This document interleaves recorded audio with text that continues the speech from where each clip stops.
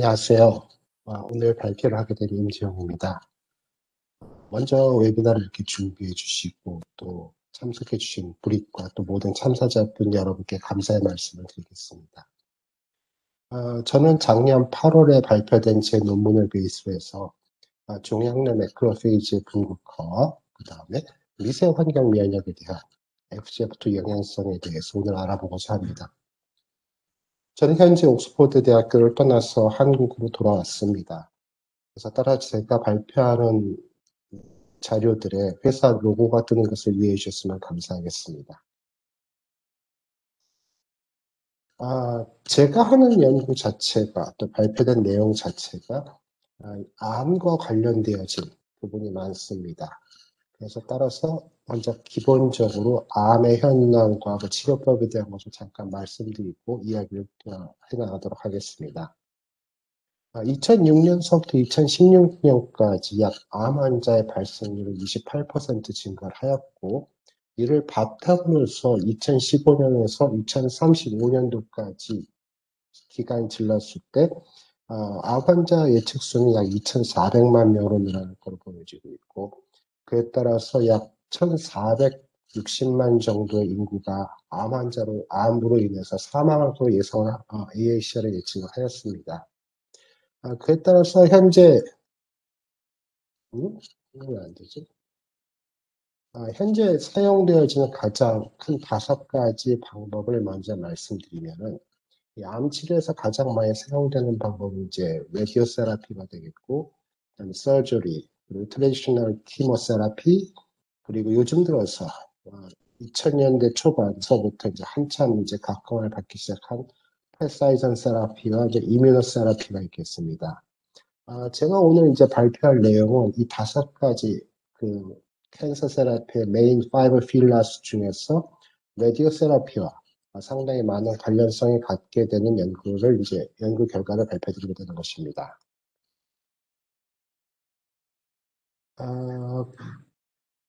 일단 제가 오늘 드릴 이제 연구 주제와 많이 관련된 물질이 이제 FGF2, 흔히 말해서 Fibroblast Growth Factor 2라고 이제 불리워지는 이 물질이 되겠는데요. 이 물질은 이제 또 베이직 FGF2, FGF라고도 일컬어지고 있습니다. 이 물질은 이제 우리가 가장 쉽게 알 수 있는 특성이 혈관 생성 혹은 혈관 유지와 관련되어진 물질이라는 것을 알고 있습니다. 그리고 이제 조금 뒤에 설명을 드리겠지만은 우리가 오토크라인 모드에서 발생 FGF2의 영향성은 보통 이제 세포 밖으로 시크리트 되는 분비되어지는 물질이 이제 되게 중요하겠고요. 그 다음에 이 FGF2는 그 시그널 패스웨이에서 FGF 리셉터 1과 2 그리고 3B를 주로 이제 이용을 해서 다른 셀과 커뮤니케이션을 한다고 알려져 있습니다. 그러나 아직까지 이 FGF2가 선천성이든지 후천성 면역에 관련했다는 어떤 직접적인 보고든지 결론이 없었습니다. 이 FGF2 같은 경우는 이제 사람과 이제 쥐를 이제 2개를 보여드리고 있는데요. 한 5가지, 분자량에 따라서 한 5가지 정도로 사람에게서 나뉘어질 수가 있습니다. 그래서 이런 5가지 아이소폼을 가지고 있는데, 이 중에서 특히 이제 18kDalton의 정도의 저분자성 FGF2가 오늘 주로 다룰 이제 타겟이 되겠습니다. 그 이유는 34에서 22까지에 이 해당되는 분자량을 가진 FGF2는 보통 핵 안에 존재를 하고 있는데 이 18kDalton의 약 이 low molecular weight FGF2는 세포 밖으로 시크리트가 됩니다.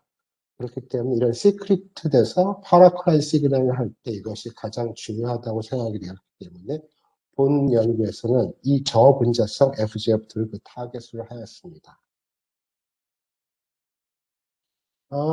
갑자기 리버 사진이 나와서 놀라신 분도 있었을 텐데요. 저희가 예전 논문에서 안티-FGF2 안티바디를 사용해서 간으로의 어떤 전이가 되게 억제된 것을 보였습니다. 헤파톨로지에다가 발표한 논문에서 그런 걸 보였었는데요. 따라서 이러한 배경에서 일단은 이 저분자성, low molecular weight의 FGF2가 유전적으로 낙다운된 마우스를 저희는 실험에서 사용을 했습니다. 그래서 이 마우스도 우리가 앞에서 그 전 실험에서 체크업했듯이 이 low molecular weight FGF가 없을 때 간으로의 암 전이가 어떻게 될 것인가를 먼저 확인을 해보았습니다. 사용했던 셀은 이제 뮤린 CRC 셀 라인 MC38하고 이제 팬크리아트 셀 라인 KPC 두 가지를 사용을 해서 간 전이를 체크업을 하는데요. 왼쪽 사진 상단에 보시면 이제 와일드 타입 마이스에서 스플린으로 인젝트한 튜머 셀들이 간으로 어떤 식으로 메타가 일어나는지를 보여주는 그림이 되어 있습니다. 이럴 경우 와일드 타입에서는 상당히 활발한 간 전이가 일어나는 것을 볼 수 있었는데 로우 몰레큘러 웨이트의 FGF2가 낙다운된 마우스에서는 그 전이가 거의 일어나지 않고 있음을 알 수 있었습니다. 그리고 이러한 암 성장의 억제는 저희가 서브컷으로 인젝트한 MC38을 가지고도 그 튜머 볼륨을 체크하면서 확인을 할 수 있었는데요. 오른쪽 그림에서 점선으로 표해진 것이 와일드 타입이었고 마우스에다 인젝트한 경우, 그 다음에 실선으로 표시한 것이 락아웃 마우스에서 했을 때 대다수의 한두 개의 마우스를 제외하고는 대다수의 마우스에서 튜머 종양의 성장을 확인할 수 없었습니다. 따라서 이것을 통해서 저희가 확인했던 것은 FGF, Low Molecular Weight FGF가 낙다운된 마우스도 확실하게 FGF2의 어떤 특성을 우리가 제거할 수 있었음을 확인할 수 있었습니다. 다음은 저희가 이런 FGF가 낙다운된 마우스에서 저희가 앞에서 보여준 것 같은 그 실험을 통해서 열흘 정도 뒤에 튜머를 추출하고 그 가운데서 종양세포 내에 있는 면역수포들을 우리가 흔히 아는 이제 팩스 아날리시스를 통해서 분석을 해보았습니다. 오른쪽 그림에서 보시다시피 사실 매크로페이지든지 매크로페이지에서는 크게 변화가 없었고요. 그 다음에 CD4나 CD8 포지티브 T셀의 양이 증가함을 확인할 수 있었습니다. 그리고 역시 MDSC나 감소를 했고, 그 다음 뉴트로필 증가하는 또 이런 일반적인 흔히 생각할 수 있는 현상을 발견을 했었습니다. 그런데 이게 너무 안 좋다. 그래서 에피제프 넉다운 마우스 종양이 축소가 되고 그 다음에 T셀이 증가하는 걸 통해서 우리가 확인했던 거는 T셀에 감소되는 것이 종양을 성장을 촉진시킬 수 있는가를 확인해 보고자 하는 것이었습니다. 그래서 일단 안티-CD3 안티바디를 이용해서 그 와일드 타입 마우스에 T셀을 중화시키고 그 상태에서 이제 종양의 성장을 저희가 관찰했습니다. TBS를 인젝트했던 인젝트한 낙아웃 마이스에서는 앞에서 저게 8일차 정도서부터 종양이 축소된 것을 관찰했습니다. 근데 항체를 인젝트한 경우, 그러니까 안티-CD3 안티바디 인젝트한 낙아웃 마우스에서 그 튜머 성장 속도는 PBS가 인젝트된 와일드 타입과 거의 유사한, 거의 동일한 어떤 튜머 성장을 보였습니다. 따라서 FGF 낙아웃 마우스에서도 T셀이 종양 축소에서 대단히 중요한 역할을 하고 있다는 것은 알게 된 것인데, 문제는 단순히 그 정도가 아니라 와일드 타입 마우스에서는 종양이 축소되는 것이 와일드 타입에서는 훨씬 더 빠른 시일 내에 일어났기 때문에 이를 통해서 우리가 확인을 하는 것은 FGF 낙아웃 마우스에서는 T셀과는 다른 독립적인 다른 메커니즘이 하나 더 있겠구나 하는 것을 알게 되었습니다.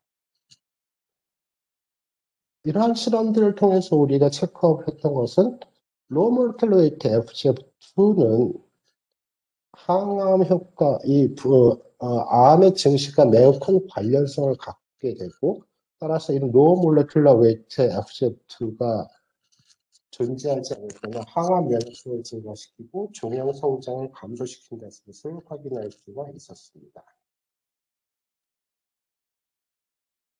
FGF2 나카우트 마우스 종양 축소라는 것은 어떻게 보면 T셀과 관련되어진 면역 반응으로 인한 것을 우리가 앞에서 확인했기 때문에 그럼 우리가 체크한 것은 그럼 어떤 면역 세포가 이 FGF2 수용체와 관련이 있을까라는 것을 알아보고자 하는 실험을 수행하였습니다. 따라서 두 가지 마우스, 라이브 마우스와 그 다음에 종양을 갖고 있는 두 가지 마우스에 대해서 각각 종양을 추출하고 거기서 팩스 어나리시스를 통해서 어떠한 셀들이 FGF 리셉터를 발현시키는가를 실험을 하였고 그 실험을 통해서 약 85%의 템이 즉 종양 내에 있는 매크로페이지들이 FGF 리셉터 1을 그리고 약 65%의 템이 FGF 리셉터 2를 발현하는 것을 알게 되었습니다. 또 이러한 템과 그 다음에 레귤라, 본메로 드라이브 매크로페이지 각각의 FGF 리셉터의 그 RNA 양을 qPCR로 확인했을 때 템의 월등히 많은 리셉터들이 발현을 하고 있었고 특히 리셉터 2 같은 경우는 일반적인 본메로 드라이브 매크로페이지에 비해서 약 140배, 150여 배의 더 많은 RNA를 발현할 수 있다는 것을 확인할 수 있었습니다. 그러나 앞에서 우리가 T셀 영양성을 확인했는데요. 재밌게도 CD4A 포지티브 T셀들은 리셉터를 거의 발현시키지 않고 있는 것을 알 수 있었습니다. 따라서 우리가 여기서 확인했던 것은 종양 내에서 FGF2와 직접적으로 작용하는 면역세포는 매크로페이지가 아닐까라는 것을 저희는 여기서 유추할 수 있었습니다. 종양 내에서 FGF2 리셉터를 이제 유출했고, 그 다음에 어떤 세포가 FGF2 자체를 발현하고 있는 것인가라는 것을 동일한 비슷한 실험을 통해서 했는데요. 매크로페이지에서는 약 83%가 그리고 MDSC에서 약 9.7%, 그래듈로사이트에서 약 30%의 이제 매크로페이지가 발현돼서 것을 알 수 있었습니다.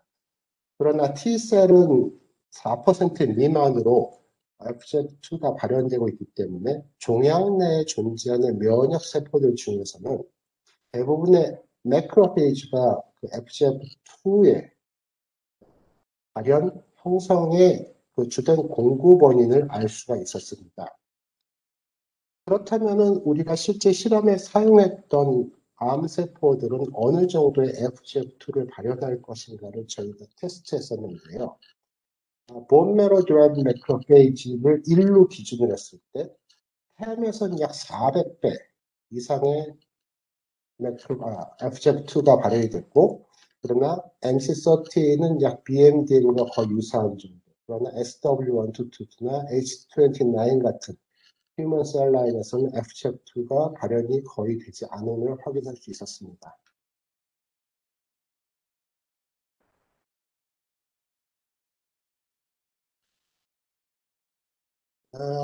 이 실험이 조금 이제 익숙치 않으실 분도 계실 것 같은데, 이거는 GC 분석이라고, Gene-Set Enrichment Analysis를 휴먼 CRC 페이지, 그러니까 코렉탈 캔서를 갖고 있는 환자분들에서 나온 어떤 진 추출과 그리고 우리가 타겟을 하고 있는 FGF의 상관성을 알아보는 소프트웨어 실험을 저희가 아나리시스를 해봤습니다. 그래서 이 GC 같은 경우는 실질적으로 상당히 많이 사용되는 분석법이라는 것을 먼저 말씀을 드리고 싶습니다. 그래서 이것은 어떻게 된 거냐면 코렉탈 캔서를 갖고 있는 코렉탈 렉탈 캔서를 갖고 있는 환자들에게서 추출한 암세포에서 그 다음에 그분들의 그 암세포에 유입되어져 있는 면역세포들의 숫자와 그 다음에 FGF2의 발현성을 상대적인 그 Z 포인트라는 것과 Z 스코어라는 것과 이제 비교를 한 건데요. 매크로페이지나 뉴트로피 이런 FGF 익스프레션과 대단히 많은 관련성을 갖고 있는데 기타 CD4든지 CD8 포지티브 T셀이나 하이퍼셀 1, 2 같은 경우는 FGF2 익스프레션과 별로 상관하지 않는 데서 알게 되었고 이러한 그 휴먼 샘플 갖고 한 실험들은 우리가 앞서서 보여드렸던 로멀로컬 레이트 FGF2의 메인 소스로서 이제 매크로파이지를 지목하게 된 G 실험들과 일치함을 알 수가 있었습니다.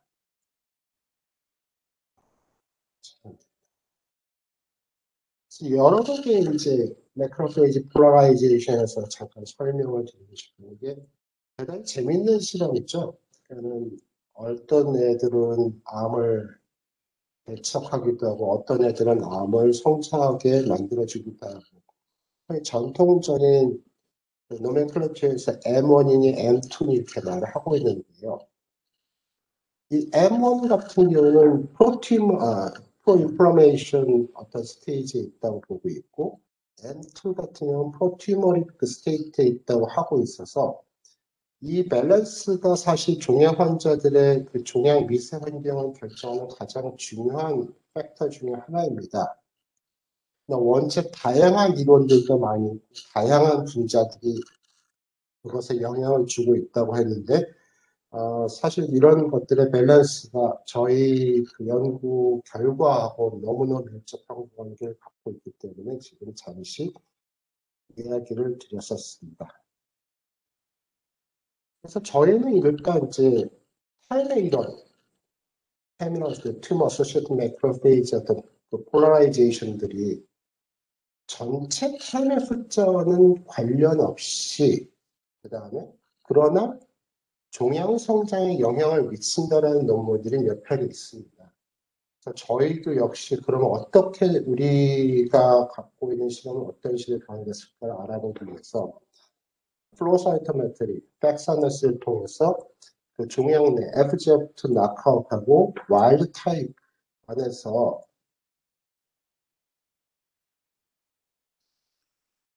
와일드 타입 안에서의 그 M1과 M2의 그 매크로페이지 분포를 확인을 해 보았습니다. 여러분 아시다시피 이제 아이노스 같은 경우는 M1 폴라라이징 마커로서 아주 대표적인 것이 되겠고요. CD206 같은 경우는 M2 마커로서 대단히 많이들 활용을 하고 있는 물질입니다. 그래서 저는 이 두 개의 마커를 가지고 F480 포지티브 매크로페이지에 대해서 이 두 개의 마커들의 코로칼레이션을 체크업해서 이런 그 도표를 만들 수 있었습니다. 그래서 10 같은 경우는 와일드 타입이든 나카우트 타입은 CD206가 거의 뭐 90% 이상, 100%에 가까운 수치를 나타내고 있는데 아이노스 같은 경우 이 FGF 나카웃은 약 60%, 그 다음에 와일드 타입 같은 경우 약 20% 전후를 나타내는 걸 확인을 했기 때문에 나카우트 마이스에서 M1의 분석이 좀 더 활발하게 일어나는 걸 알 수가 있었습니다. 여기서 이제 갖게 되는 퀘션이 아니 100%를 넘는 수치 아니냐 두 개를 더하면 100하고 60 더하면 160이라는 수치가 어떻게 팩스너스 나올 수가 있느냐 이런 식으로 이제 궁금증을 갖게 되고 저희 역시도 그 궁금증을 갖고 있었는데요. 이게 중간에 두 가지의 마커를 동시에 발현을 하고 있는 그 매크로페이지들이 있습니다. 이런 걸 찾아봤을 때 저희도 정확한 규명을 내릴 수 없었고 이것이 결국은 그 컴플렉시티, 매크로페이지 폴라라이제이션의 어떤 복잡성이 아니겠느냐. 그래서 하나만 마커를 보여주는 경우는 있지만 두 개를 동시에 보여줘서 둘 사이를 왔다 갔다 하는 형태의 매크로페이지가 존재한다는 것을 보여주는 결과라고 하겠습니다. 그래서 와일드 타입하고 FGF 나카웃 마우스 자체에서 M1 대 M2 레이쇼를 갖고 봤을 때 나카웃의 경우는 약 M1의 매크로페이지 포션이 그냥 M2 매크로페이지에 비해서 1.5배 이상 많았고 그 다음에 일반적 와일드 타입에서는 M1의 그 포션이 전체 M2에 비해서 반 정도밖에 되지 않는 그런 어떤 포션을 갖고 있다는 것을 저희는 확인을 할 수가 있었습니다. 그러면은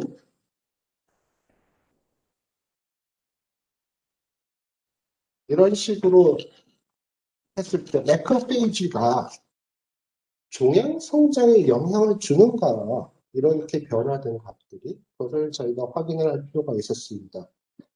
이걸 하기 위해서 저희가 했던 실험은 BMDM, 그 일반적인 와일드 탑 실험이겠죠. 그래서 BMDM을 추출해서 그것을 튜머셀하고 같이 코-인젝트를 하거나 아니면 튜머셀만 집어넣거나, 또 다른 세 번째 경우는 매크로페이지와 튜머셀을 24시간 동안 코-컬처한 다음 이것을 집어넣는 방법, 이 세 가지를 통해서 매크로페이지가 튜머셀의 성장에 미치는 영향을 알아보았습니다.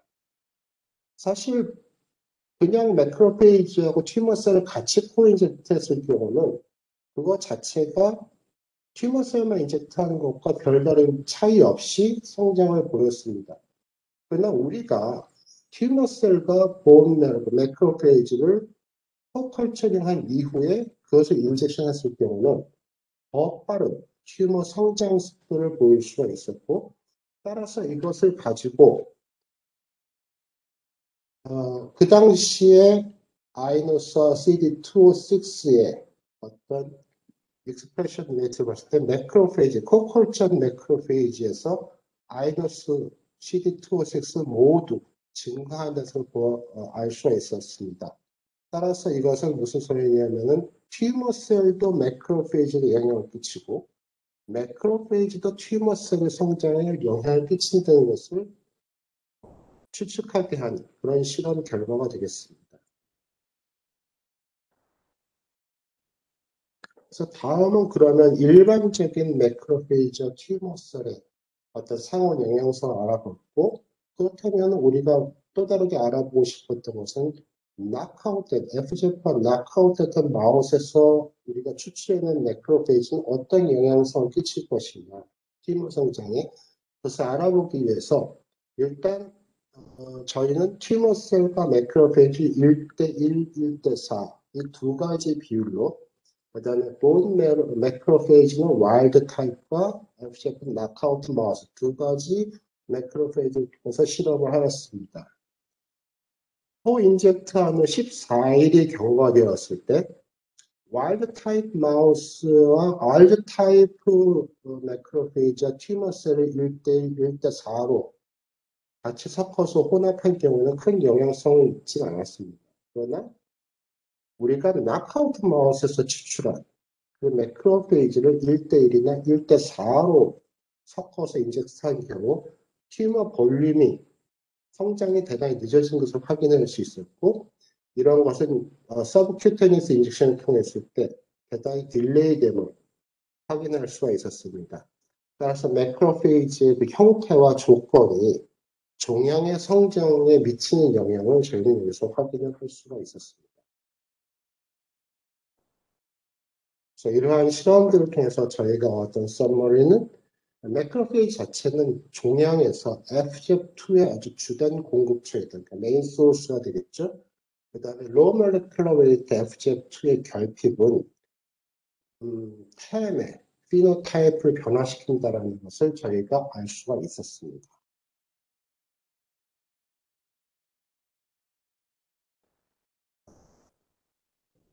쪽으로 FGF는 클리니컬한 리서치에서 보면은 사람의 종양에서 산발적으로는 증가된다는 걸 보이고 있는데, 가장 결정적으로는 방사선 치료를 통해서 직장암, 브레스트 캔서, 그다음 서비컬 캔서에서 FGF의 발현을 대단히 폭발적으로 증가시킨다는 것이 임상 실험 결과에서 나와 있습니다. 그래서 그러한 임상 실험 결과가 사실 우리가 하고 있는 실험에도 비슷하게 나올 수 있는 걸 확인하기 위해서 저희는 세 가지 세포를 사용을 했습니다. 먼저 앞서 실험에서 주로 사용했던 MC30A, 미우린 CRC 캔서 셀이 되겠죠. 전부 있었던 이제 CRC 셀들인데, HT29는 레디오에 대해서 그렇게 센서티브하지 않은 그런 셀 라인이 되어 있고, SW1222는 레디에이션에 대해서 대단히 센서티브한 셀 라인이 되어 있습니다. 그래서 동일한 CRC 조건에서 라디오 센서티비의 다른 것을 통해서 그 비교하는 실험을 하고자 하였습니다.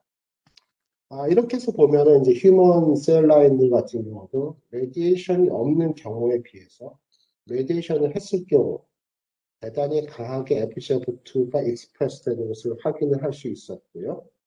역시 그것은 비슷한 현상은 H29든 MC38과 동일한 결과를 보여줄 수 있었습니다. 그래서 이를 수치화했을 때 베타 X에 대한 값으로 평균을 수치했을 때 역시 우리가 알고 있듯이 SW2도 가장 센서티브한 셀 라인에서 FGF2 익스프레션이 가장 크게 나타나는 것을 알 수가 있었습니다.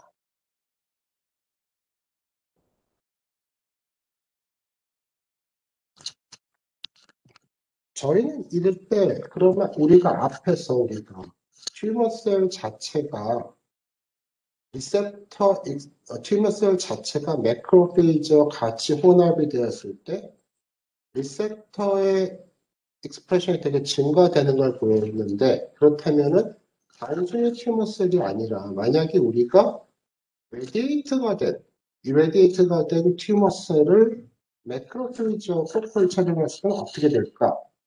해서 튜머셀 레디에이션 됐을 때 매크로페이지의 FGF 리셉터 양을 측정을 했습니다. 저희는 이걸 두 가지 MC38과 KPC 두 가지 셀러를 사용했었는데 여러분이 보시다시피 레디에이션이 안 된, 방사선 조사가 안 된 튜머셀에 비해서 10그레이라는 싱글 이레디에이션 된 경우에서도 약 2배 정도 증가하는 것을 알 수 있었고 리셉터 2의 경우에서는 약 30% 정도 증가되는 것을 확인할 수 있었습니다. 그러나 이제 KPC에서 리셉터 1에 대한 영향은 별로 없었고 리셉터 2에 대한 영향성은 우리가 확인할 수가 있었습니다. 따라서 이것은 어떤 거냐면 방사선 처리하는 암세포 자체가 매크로페이지를 더 크게 자극을 하고 그 자극에 따라서 FGF2 리셉터 1과 리셉터 2와 같은 FGF 시그널을 받아올 수 있는 수용체를 더 많이 발현시킨다는 것을 알 수 있었습니다. 그래서 이러한 관계를 나타내는 어떤 저널, 아티클들은 상당히 많이 나와 있고요.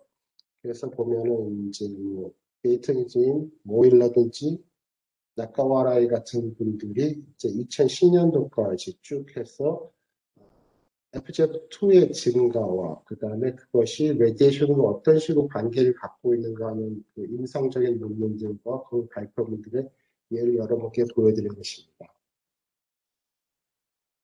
그래서 결국 여기서 얻을 수 있는 하나의 결론은 결국 XRT, 엑스레이 레디에이션은 종양에서 FGF 발현을 증가시킨다는 것을 결론을 얻을 수 있었습니다.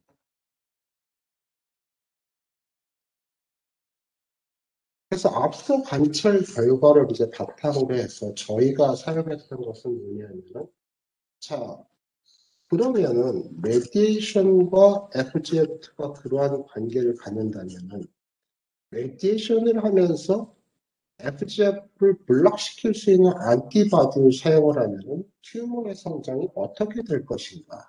그런 질문에 이제 저희가 대답을 구하고자 이 실험을 하였습니다. 그래서 이 실험에서 저희는 두 가지 셀 라인, 아까도 잠시 말씀드렸지만, 레디에이션 센서티브한 셀 라인 SW1222와 non-sensitive한 H29을 각각 쥐들에게 인젝션을 하고 그 다음에 거기에 따라서 레디에이션만 한 경우, 레디에이션과 안티바디를 같이 한 경우, 그 다음에 안티바디만 한 경우와 아무것도 트리트하지 않고 PBS만 인젝트한 경우, 이 네 가지의 경우에 대해서 저희가 그 종양 성장 속도를 체크업을 해봤습니다. 와일드 타입에서 보면 이 와일드 타입 마우스에서 튜머 성장은 뭐 한 열흘 정도면은 저희 기준점은 500을 증가하게 되겠고요. FGF 자체만 했을 때도 저희는 별 상관이 없었습니다. 제 논문을 읽어보시면 이제 그런 얘기가 잠깐 설명이 되고 있는데요. 우리가 이너큘레이트하고 있는 튜머 셀량이 어느 한계보다 적게 되면은 그 바디 내에서 이뮨 리액션의 영향을 많이 받게 됩니다.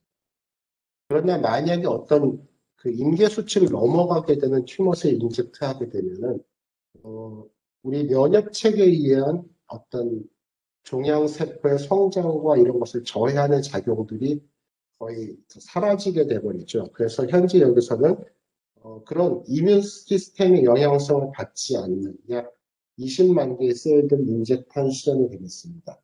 그래서 보면 FGF 안티바디만 갖고는 아무 영향성을 보이진 않았습니다. 그리고 저희가 레디에이션, 저희가 사용했던 건 프랙셔네이트 레디에이션법을 사용했는데요. 2그레이로 9 times 조사하는 방법을 사용을 했습니다. 저희가 이 방법을 사용한 이유는 이 방법이 사람에게 사용되어지는 방법과 가장 유사한 방법이기 때문에 곧바로 어떤 클리닉에서의 어떤 지식, 응용할 수 있는 지식을 얻기 위해서 이런 방법을 사용하였습니다. 여기서 보면은 레디에이션에서 보면 전형적인 레디에이션 트리트한 다음에 튜머 성장 곡선을 보이고 있는데요. 이 레디에이션을 하면서 저희가 약 4주간 일주일에 2번씩 100마이크로그램의 안티-FGF 안티바디 인젝션 했을 경우 약 11마리의 마우스 중에서 딱 2마리만 이런 식으로 500으로 다시 성장했고 나머지는 스테디한 상태로 가거나 아예 종양이 사라져버리는 그런 결과를 얻었습니다. 너무나도 포지티브한 결과지만 이 결과는 약간 셀 디펜던스하게 됐다는 걸 아까도 말씀드렸듯이 이 SW1222가 되게 레디에이션에 센서티브하기 때문에 이렇게 너무나도 포지티브한 결과를 얻지 않을까 합니다. 그래서 이러한 결과를 이제 레디에이션에서 좀 덜 센서티브한 것을 했을 때도 역시 뭐 상당히 의미 있게 그 튜머 성장 속도가 딜레이 되는 약 15%에서 20%가 딜레이 되는 걸 결과를 우리는 얻을 수가 있었고 이것을 통해서 안티-FGF 블러킹 안티바디를 레디오 세라피 도중에 추가하는 것이 대단히 암 성장을 저해하거나 혹은 완전히 제거할 수 있는 결과도 얻을 수 있다라는 결론을 얻을 수가 있었습니다. 그에 따라서 성장 속도와 생존율을 봤을 때 아무것도 하지 않거나 안티바디만 했을 경우 약 15에서 20일 사이에 모두가 희생된 반면 레디에이션만 했을 경우는 약 한 마리 정도가 210일까지 서바이브 했습니다. 그러나 저희가 레디에이션과 안티바디를 같이 사용했을 경우 약 60% 정도의 마우스가 최장 210일까지 성장하는 것을 생존할 수 있다고 확인할 수 있었고요.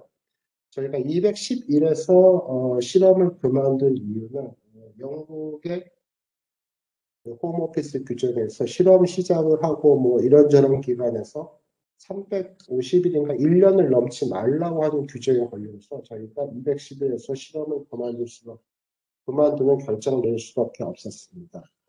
여기서 보시면 H29의 경우도 약 전체 사용한 마우스 중에 약 3마리 정도, 2마리, 3마리 정도가 150일 이상 생존하는 결과를 보여서 여기에서는 대단히 생존율을 2대 이상으로 확장시킬 수 있는 그런 결과를 얻었습니다. 그래서 아까도 잠깐 저희가 봤지만 그럼 도대체 이 안에서 이렇게 그 튜머의 성장을 억제하고 그 다음에 생존율을 이렇게 비약적으로 늘리는 것이 과연 그렇다면은 그 안에서 템은 무슨 역할을 하겠느냐.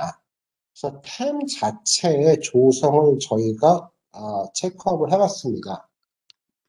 그래서 보시면은 FGF2를 집어넣게 되면은 약간 매크로페이지의 넘버 수가 줄어드는 것을 보였고 보시다시피 레디에이션만 하는 경우와 레디에이션과 안티바디를 코트리트한 경우에 있어서 전체적인 매크로페이지하고는 큰 차이가 없습니다. 거의 같은 정도로 나타나고 있습니다. 그런데 그 조성은 완전히 다르다는 것을 저희가 확인을 할 수 있었습니다.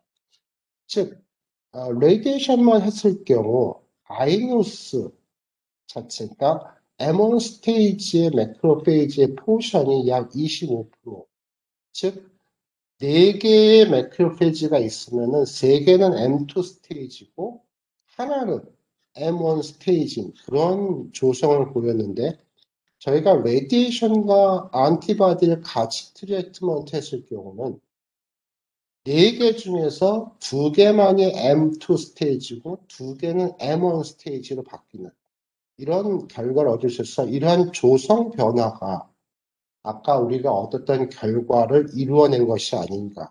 그리고 이러한 조성 변화는 매크로페이지의 폴라라이제이션 자체가 FGF2에 크게 의존한다는 것을 반대로 보여주는 결과라고 할 수가 있겠습니다. 그래서 이러한 결과를 통해서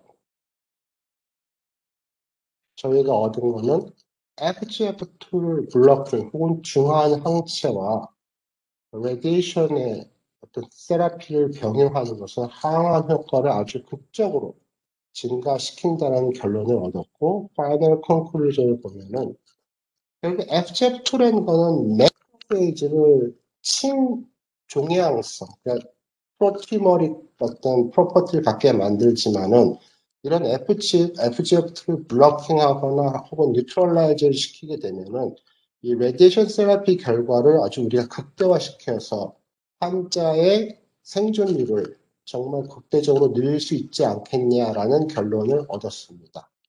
네, 감사합니다.